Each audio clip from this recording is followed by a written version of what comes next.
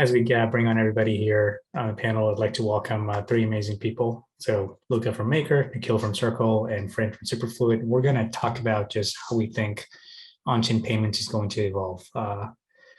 Maker, Circle, and Superfluid are kind of the common pieces here that everybody's using for just interacting on the chain, especially as we think about stablecoins being the fundamental base layer of sending money here and what DeFi has done. So I couldn't be more excited to bring everybody on. So at this point, I'd like to ask everybody to turn on their cameras and kind of introduce themselves and say hi, and we can get this started. So welcome, everybody. We already know who Fran is, but I'd love to invite Luca and Nikhil to introduce themselves and talk about what you do and just give an overview of the product for those of us on the chat that may not be aware. Thanks for having me, guys. Luca here. So I work with Maker. I'm one of the core team members of Maker, pretty much looking at anything that has to do with the financial risk oversight of the protocol. I'm an independent researcher. I write my own research and publish it under a Substack called Dirt Roads that I hope that some of you have heard of, and invest in the space and have great chats with super smart people like Fra. So thanks for having me. Excited to have you. Nikhil? Yeah, thanks for having me, Karthik. My name is Nikhil Chandhok. I am Chief Product Officer at Circle. What Circle does is it makes a stablecoin. It sort of ships a stablecoin, which I think everybody knows about. It's USDC. We have products in the payment space that we have in market and that we are building further out. We're excited about payments. We're excited about lending. So we can talk about anything today. So thanks for having me. We're excited to have you as well. So maybe I'll kind of just jump right in.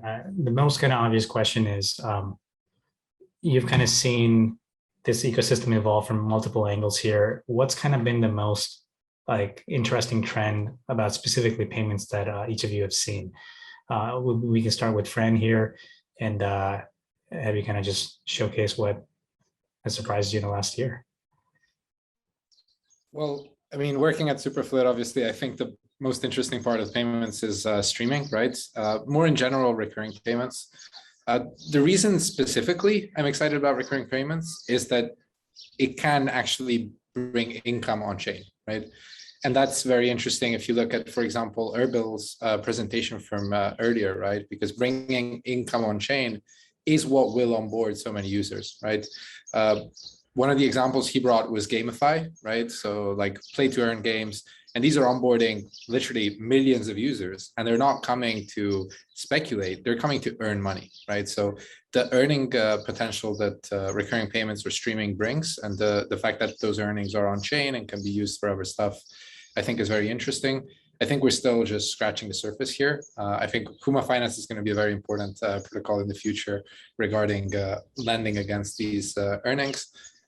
In terms of other payments infrastructure, I've seen a lot built on Superfluid that I'm very excited about. We've seen Diagonal Finance, but also another startup called Drip, which are building checkouts with, let's say, specific mechanics built into the payment layer itself, right? And that's something that you can uniquely do on chain, while you can't really do off chain, right? So if a payment happens, then trigger something. You can deliver a loyalty NFT, you can deliver a social token, you can redirect a recurring, for example, referral revenue, right? All of these things you can encode directly into the payment stream because it's happening on chain. So this is kind of the most important and interesting thing for me. Amazing. Luca, anything to add here?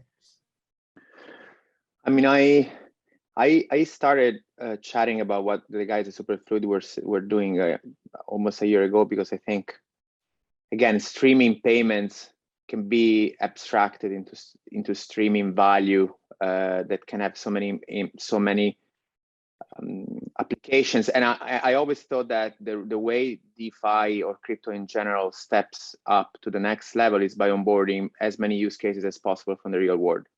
So I think allowing value to flow seamlessly through people-to-people in payments, but also in supply chains, I think is what fascinates me the most. I had a couple of chats with companies that are trying to innovate in the supply chain system by creating a seamless flow of value that goes along the chain. And I think it's which is an incredible source of inefficiency these days financially, with a lot of value trapped. So I'm very excited to see the evolutions in that front as well. That's awesome.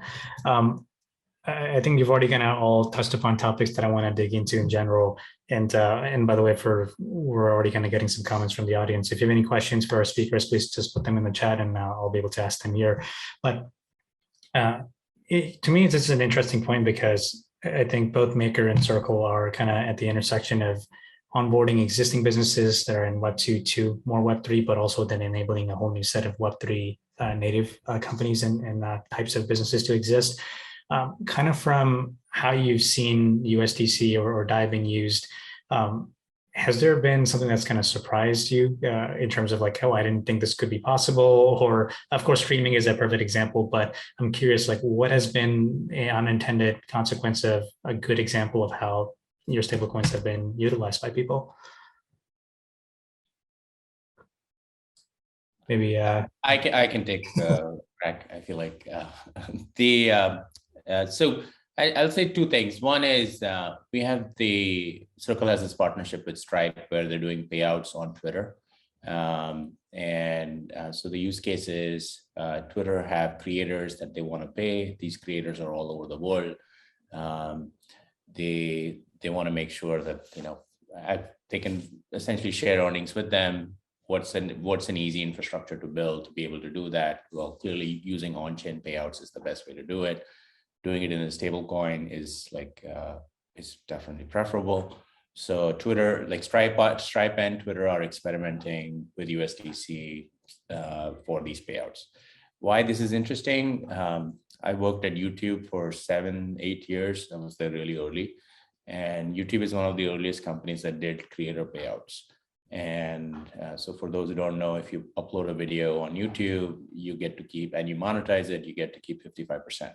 Building that infrastructure that connects the ad impression, the ad payout to the creator payout is extremely complex. And then scaling it to the whole world is where YouTube is at, I think today at like 2.5 billion users, is incredibly complex. I think to do that so simply is like fascinating to me, because that was one of the ways we built a moat around YouTube, because nobody else could do it. Facebook didn't do it, and I think they're just doing it now. And so I think the power of that is pretty phenomenal. I kind of love the idea of streaming payments there. I haven't wrapped my head around ad verification to streaming payout, like a payout to a creator. I think there's some nice use cases to explore there as well. So that's sort of one bucket, I'd say. The other bucket that is really interesting to me, again, is I think there are two large ecosystems about to collide, which is really interesting. One is payments, which is how can we make it more efficient? We can make things more efficient, and we can unlock more use cases because we do things on chain. So that's super interesting. Whether it's streaming, whether it's payouts, there's all manners of things we can do. The other is the ads ecosystem. And we don't talk about ads much in crypto because I think nobody likes ads, but ads basically built the internet. And yes, along the way, there were some trade-offs that were made that are not pleasant and not good. But I think the fundamental business need is to acquire users and have a way to acquire users, and businesses will pay money to acquire users. What I see happening now with novel payment formats, with NFTs, with these new novel platforms coming together, it's sort of a collapse of the payments ecosystem with the ads ecosystem. And I think that is super interesting, which is if there is a wallet that pays me, and if I can have a close relationship with the user because they paid me on chain, and then I issue something to them on chain, and then I have a loyalty program. And if that becomes super portable and allows for new networks to emerge, ads market is a $1 trillion market. Payments itself is trillions of dollars market. So the need for cheaper payments and the need for acquiring customers is not going to go away. And if you collapse those two things together, we are in this new world of like payments and ads working together, which I just find intellectually very fascinating. And I think we're just seeing sprouts of that now. So. No, that is a really good framing. I do want to kind of comment and dig into that, but I don't want to deprive Luca of any comments that he wanted to share. So I'll go for it. Yeah, sometimes I get a bit abstract, so I apologize in advance. It's the mathematician in me. I think all of us that are seeing a different angle of the stablecoin and the payment system in DeFi, which is fascinating. I think the USDC guys at Circle, they have an incredible perspective on ramping of liquidity and the true use of USDC as a means of payment, which is fascinating. At DAI, is slightly different. I think at Maker, we are starting to see the use of DAI as a great stabilizer of DeFi. You will never imagine, because DAI ultimate is a central liquidity source of DeFi, very trustable. And now after the last 2 weeks, we are starting to see the value of this trust. I always thought the problem that over collateralization is not a scalable system in stable coins is a meme, is not true. But I will get into that rabbit hole. But I think we are starting to see DAI being used as a stabilizer of many use cases in DeFi, from interest rates to credit interest rates and liquidity risk here and there. And I think this is something that I wouldn't have. It was not imaginable a couple of years ago, right? I think crypto and stability were two things that were not going together. But I think it's something that we will see more and more and more over the years. Absolutely. And I remember just 2 years ago, we were celebrating DeFi TVL hitting $1 billion. And then now we're over 100 and nobody even thinks about like that exponential leap. And the pace that everything is evolving is just truly mind blowing. Fran, I want to also kind of give you a chance. Of course, streaming is a super interesting, massive category of its own. What's kind of been something that you've kind of seen uniquely enabled on the streaming money side? Well, actually, without mentioning streaming money, I think what Stripe did was super interesting, as Nikhil mentioned. I mean, that was just incredible, right? And it really shows you how crypto can break barriers significantly, right? Where a traditional fintech would have to go and have specific partners in each country they want to make a payout in. And that's, effectively, means only Google can do it. With crypto, you can send money anywhere, right? And that's something we're seeing a lot also in Superfluid. If you look at some of the teams that are using Superfluid to pay compensation, right?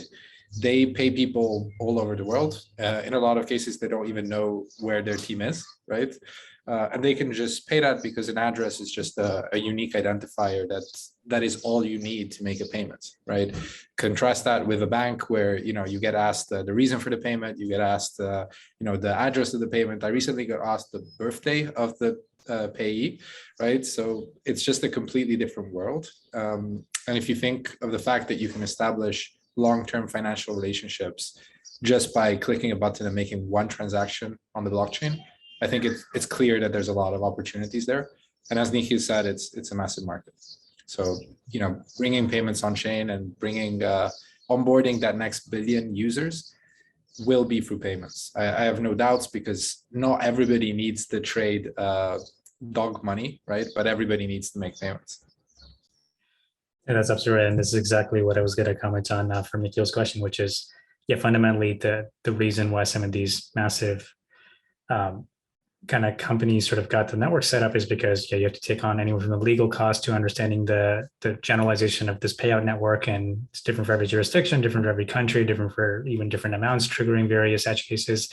And you now just get to eliminate that by having an address that just exists, and you can figure out multiple ways to now use that or disperse that in different places. And I think like that's, to me, an interesting, good example of a middleman where you've just made that the abstraction, and it can flow anywhere from there. And now you have explorations possible on both sides. So I can need to figure out which fiat railway to connect to disperse it in different places. And that's what Stripe's kind of going on. On the other side, now I have the money, I can stream it in different places, but it's on the top there. That's where Superfluid is going. And you fundamentally have, programmatically sort of enable a whole new world that just wasn't possible before. When we kind of think about that, essentially, Of course, I agree. Money is a massive market. Everybody needs that for everything in any capitalistic world.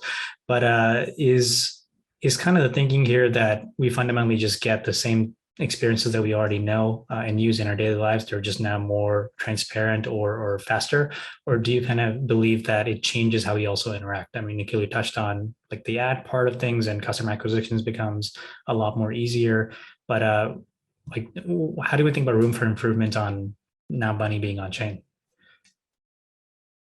It's an open question. We can I can have anybody of you first. Luca, yeah. I can take that if it's fine for the other panelists. I always joke that I think money is the most sophisticated mass market product in the world. It's like the most complex philosophical product. We all use it. We completely ignore how it works, and we're all happy, which is incredible.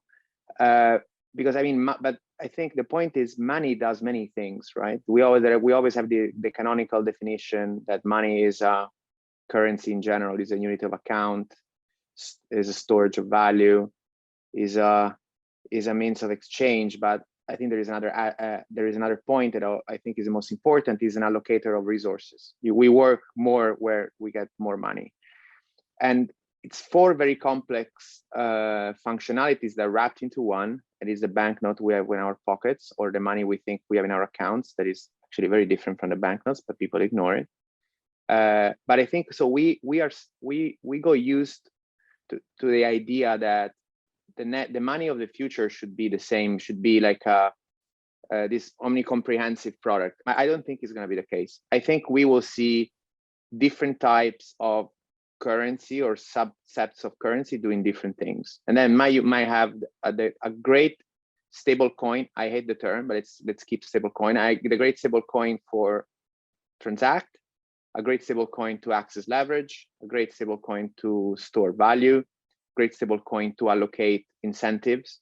And this is what the token economy is enabling. And I think we will start seeing this type of specialization you dig in the future. What are some of the properties of like these three examples? Like what will be different for a coin there, and why does that classification exist? I mean, I'll give you an infamous example of what happened in the last few months. So Terra was minting UST. People were not using UST as a mean of exchange. They were not using UST as a storage value. They were using UST as an access for leverage. That was the only thing. It was not a stable coin. It was a money market product within a coin. And you know, I don't want to go into the details, but it was a source of leverage. People are using DAI to store value on chain because they believe in this principle of decentralization and over collateralization. And the crypto natives, they love using DAI as that storage of value. But DAI itself uses USDC, because USDC is a great stabilizer because mimics the power and the trust of the US economy into crypto. And we are the largest holder of USDC in the world, at least until a couple of weeks ago. So and the relationship is synergic. USDC is also used for transacting, off-ramping and on-ramping. And maybe other tokens that can flow through the Superfluid protocol, for example, that are not coins, will be incredible tools to incentivize people better than currency. So I think we started to see things they differentiate themselves, and it's difficult for us because we have always considered money as one single monolithic construct, but it is not.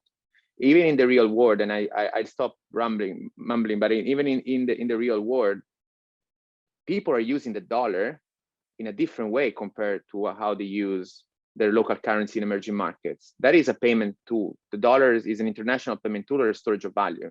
And I think it will become more and more and more specialized. Now, what would be the ultimate experience of the end user? I don't know. Probably would be seamless, but in the background, many interesting things will happen, I think.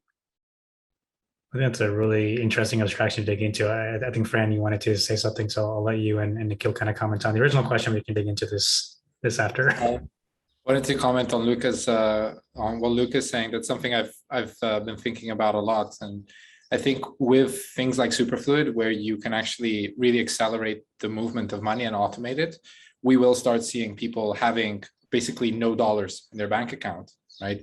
But that's not because they're not transacting in dollars. They are transacting in dollars.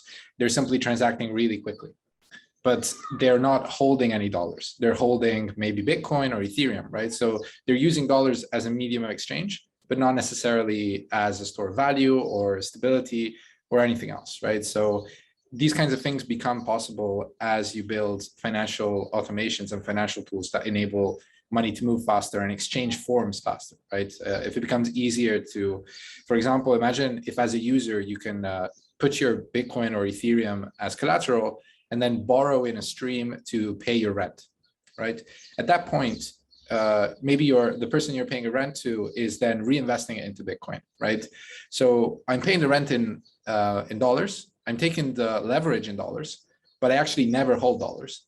And the counterparty never holds dollars either. So we're using dollars purely as a unit of account for the rental contract and as a medium of exchange, but neither of us actually have dollars, right? So it's a pretty fascinating idea if you start thinking about it. It really is. I was going to say we're kind of coming up with the photons of the money world's analogy in this case.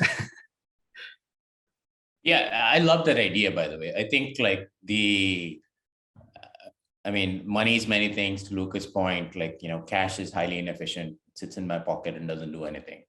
And so dollars in my bank account sits in the account and doesn't do anything. Well, it does do something. It allows the bank to lend forward.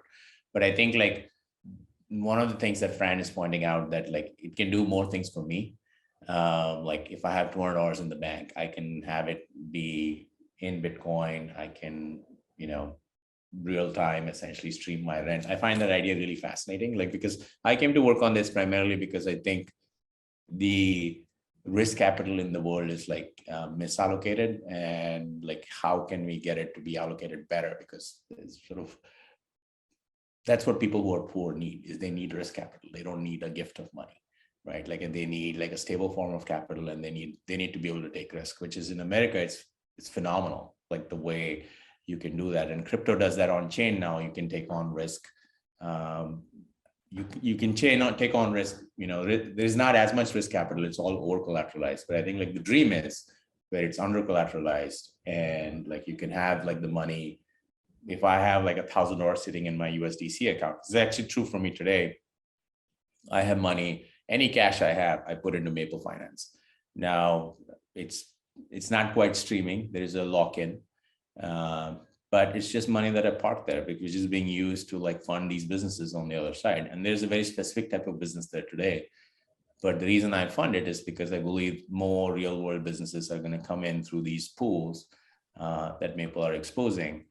And it's highly efficient for me to be able to deploy that money. It takes me like 2 minutes, like go into my MetaMask, do a couple of clicks, and the money is deployed. I think that kind of efficiency is really, really powerful. In terms of like creating opportunity for people, right? Like that's what gets me jazzed, which is, all the other DeFi constructs are fascinating, but like if we can connect the real world to this, then we should be able to, like none of us should have like dead cash. That doesn't mean that we don't get access to liquidity. Today we hold cash because we need access to liquidity. I think we could deploy our cash and still have access to liquidity. It would be like the magical place to be. And then we can have like fund more things in the world because we would just be fundamentally more efficient. So, but yeah, Fran, I actually was just reading a paper before starting. I find it fascinating. Yeah, and I think I can jump in here because I think it's relevant to what Nikhil just said to describe how we can compose this monetary stack. So DAI, we have an infinite balance sheet. We can print as much DAI as we want, as long as there is trust in the DAI. So we need good collateral to print DAI against. And we started with this idea of onboarding real world use cases a year ago in a bootstrap way, saying, okay, let's go to the borrowers directly. But it would be like the Fed trying to underwrite a mortgage of an individual of a corporate. So it's very inefficient. It's a test.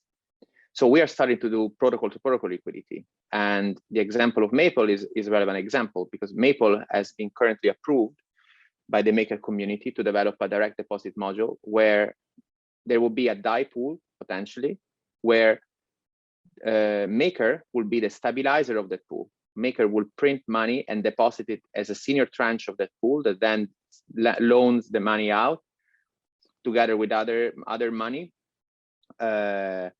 through pool delegates that take first loss risk into the real economy. And in this way, we are letting DAI flow in the hands of as many people as possible, but in a very sustainable way and composable way, where we have a competitive advantage, infinite balance sheet at quasi zero cost of capital. Other pools have other competitive advantages. They are great in creating products. They have great access to the ultimate borrowers. They have a great user experience or structure, whatever. So we give them our advantage, access to a super cheap and infinite source of capital, as long as they do their job well. And they do the rest of the heavy lifting and take most of the profits. In this way, we can help other lenders to take the right type of risk they want and not being exposed to a bank run, and borrowers to access risk capital, because I agree, this is the real what we want. We want to give good risk capital to the right borrowers. And Maple is doing it to high frequency traders. Tomorrow we'll do it to somebody else. Goldfinch is doing it in the emerging markets. Credits wants to do it in emerging markets. TrueFi is doing it to corporates. So there is a lot of innovation there. Absolutely. I think no, that's a really good way to think about kind of just framing that. And I was going to say, like, for both of you, Luca and Nikhil, like how I feel like I think USDC especially is in more of a position where you get to see more traditional businesses coming in and on ramping. Kind of from your perspective, like what's holding up more volumes to kind of go up, or more anywhere from merchant adoption to just a high kind of volume case? Like what are some common themes or roadblocks that you see or questions that get asked? Yeah, I mean, I think we can look at it both from a lending perspective and a borrowing perspective. I think from a lending perspective, people are still skeptical of crypto yields. They don't fully understand it. Like, I think, was it last week that US Terra died? Like, yeah, so that is not good for us, right? Like as an industry, people just equate USDC, DAI, USDT with Terra, and they have the same questions. And even our largest lenders called us that day, and they said, well, how does this affect you? Even though we are very clear that we are Bitcoin, like, when you put money into Circle Yield, it's over collateralized with Bitcoin, and there's no connection to US Terra, but still makes people nervous. And I think it's just early days in terms of people getting comfortable with yield that crypto markets can create. Also, our yields are not the best right now because, there's just the Fed is giving out amazing yield. And I think that is not lost on people. So they're like, well, I can take on the risk of crypto, but for what? So I think that'll eventually settle. One argument can be, well, those yields are going to converge eventually, because who cares whether it's crypto or not? Well, I still think there's some time before that happens. On the under collateralized lending side, I'd say on the borrowing side, so to speak, I'd say we're just Maple's just a year old. Even Goldfinch, I think, is less than a year old, being in market. I'm sure those projects are longer, but them being live, it's so early. Look at the experience of lending into a pool on Maple today. You can go and evaluate the pool, you can see their history, you can see who they're lending out to, but you really don't know because you really haven't digested the data. There's no rating service on the debt that they have. There's nobody who is tracking the performance of the underwriter over a long enough period of time. And arguably there hasn't been a long enough period of time. And so at least my vision is that eventually we move into a world in which there are hundreds and thousands of underwriters on the internet, and they are in these very specific pools that are specific to industry. And if you're in climate, you want to represent carbon credits on chain, and you want to make sure there's a unique representation of a carbon credit, so it's not sold twice. It's a common problem that I have found in my discussions. I talked to somebody who was doing a protocol and they were just buying invoices. and they had a specific protocol where they would buy the invoices and make 10% on like a net 90 invoice, and they have specific needs, and that's going to get encoded in a protocol, and then eventually they will have specific underwriters within that protocol, who are essentially managing that debt. So I think this whole ecosystem will evolve really fast. We need is, I think, systems that can allocate across these different pools, systems that can evaluate the different pools, more primitives to represent these assets on chain, because those primitives are very basic right now. Then of what could be like, what's the list of new primitives or variations that we need to see? I know you already cut. I think they're industry specific. Like that's what I said. Like, how do you represent a carbon credit? Like there are these voluntary carbon markets. Like and now verification is easier for some class of use cases because you have satellite imagery. Okay, great. So I know that the trees that you said are going to be there are there. But now if there's no way of knowing, did you sell that carbon credit 3 times? Well, if everything goes on chain, you can be sure that it wasn't sold 3 times, right? Like, so I think it is going to be by industry. So I don't think maybe there's one protocol that rules them all, and it's possible. But I think there will be some sort of like, if you look at the web and then there was search, and I don't know what the equivalent of search is, but I think we will go looking for yield across these vast pools as an economy. And we're going to have to figure out, like, what are the systems we need to sort of allocate capital across these different yield pools, and like people will have a bazillion preferences.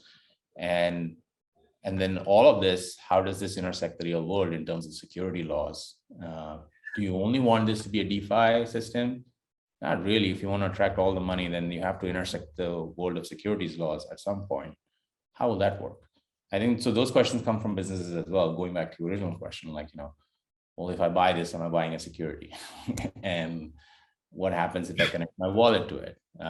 What if the wallet is hosted? There's all kinds of regulatory things that we're still reasoning through. But I'm very optimistic that if we can show the benefit, then the demand will come, the supply will come. You can call either side the demand or the supply, because the need is there. Like if you are starting a business today, if you want to do something new in the world, you need capital, and that need is not going away anytime soon. And nobody will say that it is a very efficient market. And so I think fundamentally touching for access, right? Yeah, the internet will do for like for allocating this risk capital what the internet did for like information. It made it super cheap. So how will that happen? I don't know. It's only been like 9 months or a year of this ecosystem. Yeah, I am very excited about it though. So like I think it goes past payments. I think payments is really one. I'll give it back. Payments is really interesting because it creates that on-chain data that can be used for verification. Like, is this supplier somebody who pays on time? How much have they paid? Who have they paid? Can you analyze the network of payees? What can you learn about it? Can you then like grade the supplier higher or lower based on that? It's like navigating a network and like learning and building an index and like learning about it. And then, but yeah, done very differently because you're allocating money. Money has value. Getting information wrong also has cost, but the cost is not immediate. It is diffused. So you've essentially made the case for Luca's argument for specialization needed. Yeah, 100%. I just don't know if I believe that there is a stable coin per ecosystem, or if there's just different ecosystems that all have like different rules and they're all normalized using a dollar denominated stable coin. Or if you look at Fran's argument, which is like, so in each of these ecosystems, you hold maybe the native coin and then you use the dollar just to settle and you're in and out of the dollar really fast. That may be just fine. I don't know which way it'll go. Yeah. Luca, Fran, anything you want to add to this? I mean, I agree. I think it's great to remain open-minded, and I think I have no clue as well how this will develop. And I think a good researcher reacts to new information with new hypotheses. So it is something that we keep evolving. But what is exciting of this industry for people like ourselves is we are not like journalists that are trying to predict the future. We are working to make that future real. So we also have an influence on how these things would develop. And I think I myself, I came into this industry after 15 years in traditional finance, and I see incredible amount of talent coming into this industry, and they don't really care about prices. So I think even the bear market is going to be extremely productive. And I think more talent will come in, the more ideas and would be developed. So it's something that we can shape together, and we don't need necessarily to mimic exactly what was before DeFi.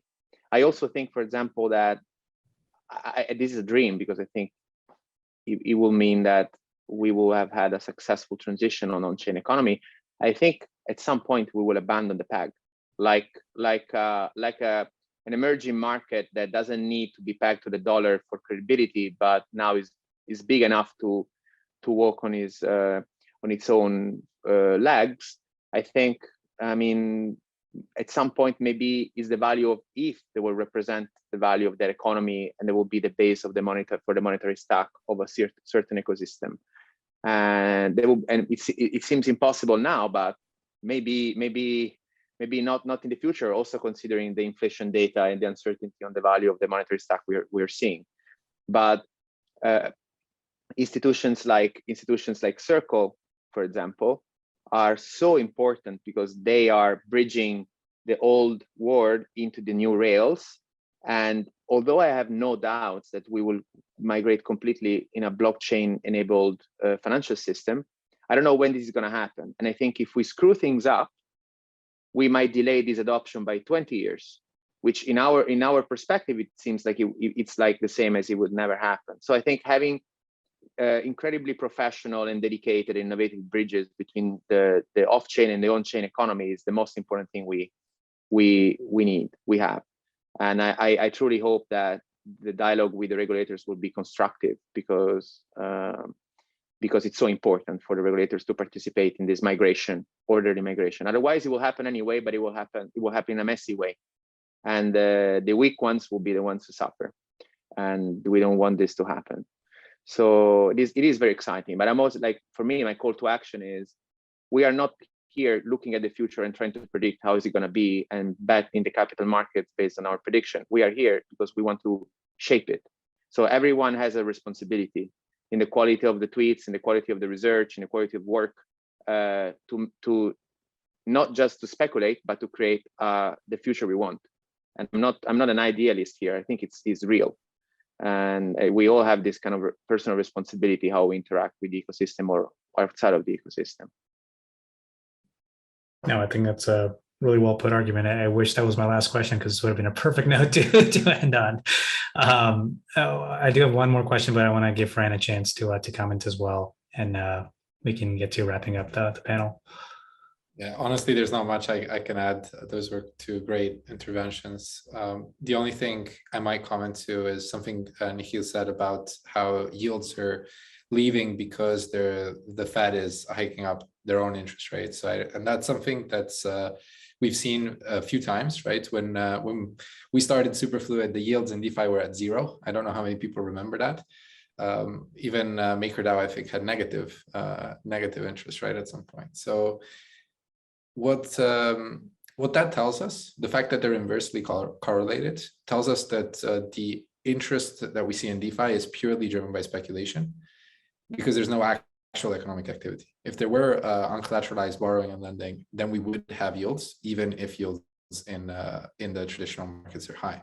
But we don't, because there is nothing except for speculation at the moment. And I think it's very important to bring those payments on chain, to create those markets for uncollateralized lending, because that will stabilize yields. If people are borrowing on chain, then there's yields, right? Regardless of what the off-chain yields are, right?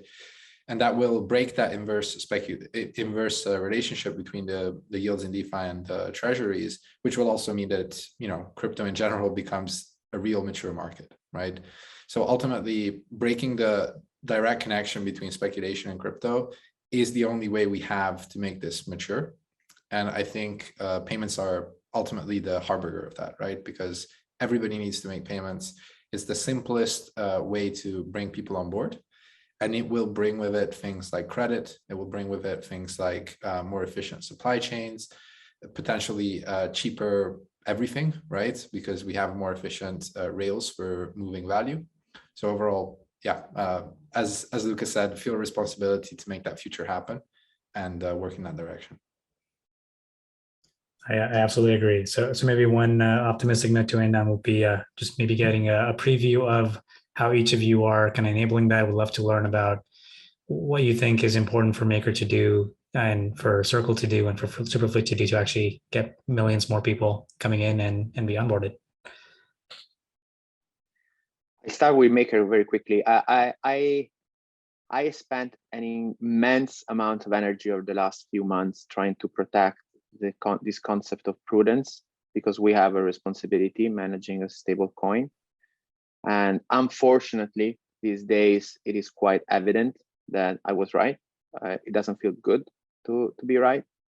And I want to keep evolving, balancing the need for prudence, because I think it is very, very important. So what we are trying to do at Maker is, through protocol to protocol interactions, we want to onboard as much high quality collateral as possible on chain, showing to the world that there is a super efficient source of capital out there that can be used to distribute, to Nikhil's point, risk capital around the world.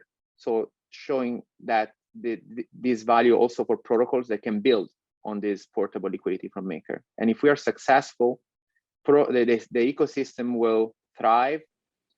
Capital will go into the right hands, not to the ones that want to speculate or originate and run away. Maker will expand, and the DAI will be in more hands, and obviously we will be even more important in the DeFi ecosystem, while staying, being composable with others. And I want to stress, for example, there is space because everybody has a different specialization. So we have a very strong and deep strategic relationship with USDC, and it's a pillar of our construct. And we think this will remain and will expand as we grow and mature.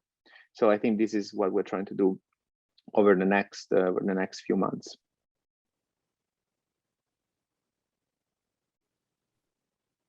I can go. I think like for us, we have like 3 broad focus areas.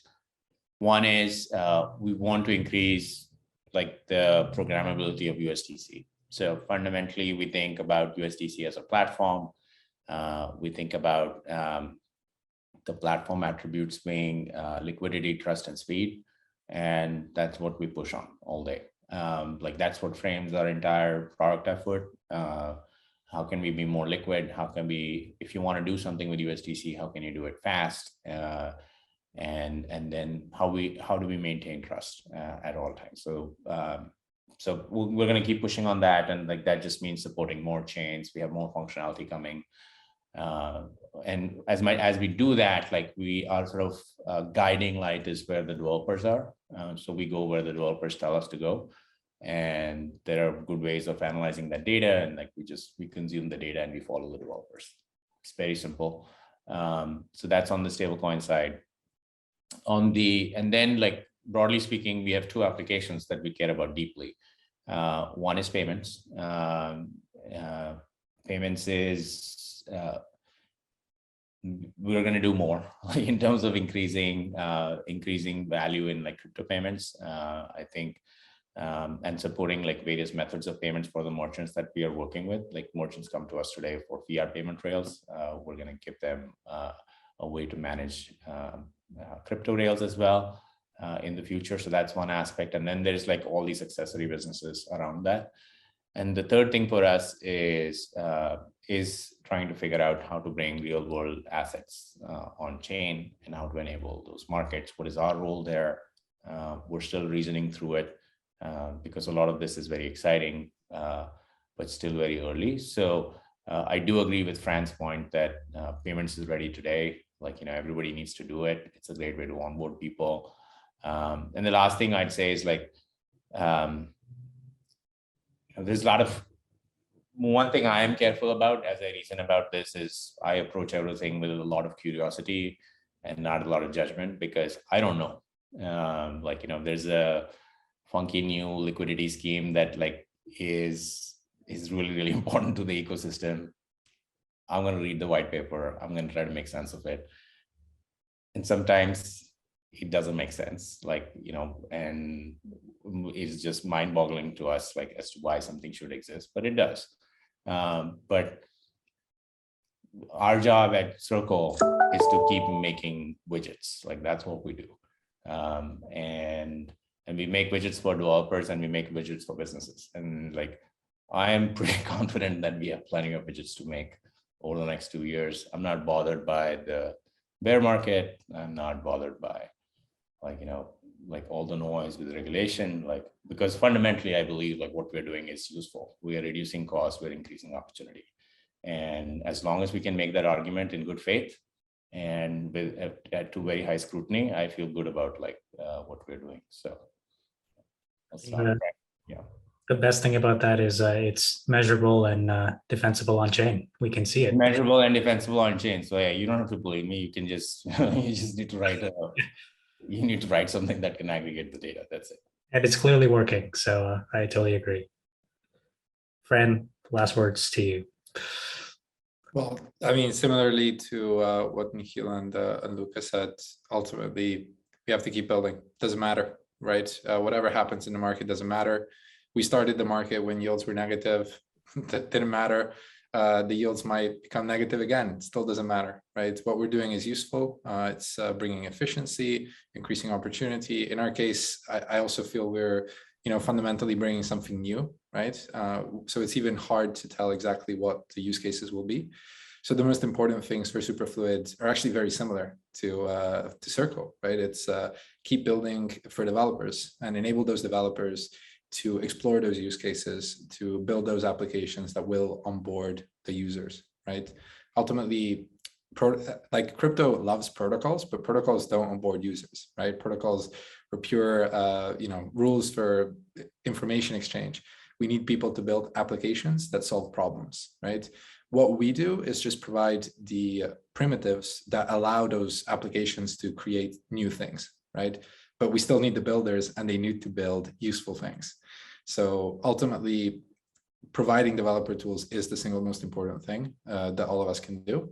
And onboarding developers will onboard users, because if what we're doing, unless we're all being extremely wrong, we're bringing efficiency, right? And there's no way that regulatory scrutiny or the occasional implosion of ill-devised financial scheme will stop this, right? It's still useful, and that's not going to change regardless of what happens outside of the industry. But I just want to echo again what Luca said. I do feel that we have a responsibility to make that future happen. And it's one of the reasons I think a lot of people don't take crypto halfway, right? You see people fall down the rabbit hole. And the reason they fall down the rabbit hole is that they are seeing future in the making. And that is extremely exciting, right? It's not like, changing button colors at Google. You're literally changing the way the world experiences money, right? And experiences the transfer of value. So there's something about crypto and Web3 which is extremely exciting for builders. And building more exciting tools for those builders is extremely rewarding for us. So that's what we'll keep doing. There was a time at Google where it wasn't just about changing colors, but I know. Sorry for the job. I know you're ex-Google. But there was I was early, mid 2000s, 2005 Google. But there was a time where and the same things happened. First there were the semiconductor companies, then there were the the Ciscos of the world, and eventually reached Google. Then it became about YouTube, and it became about the apps. So I think we're following the same path, and I think we're somewhere in the early part of that cycle. But yeah, it's I may be older than all of you, so I have seen this movie at least once before. But it's exciting. It's exciting to be part of this, to be building at this speed, which is I enjoy tremendously. Yeah. I think that's a perfect note to end this on. I want to thank all three of you for taking the time today. So Luca, Nikhil, Fran, really appreciate the amazing, thoughtful discussion. And we hope to bring you on again and have a round 2 of this. Thank you. Bye. Thank you very much. Thanks for joining, folks.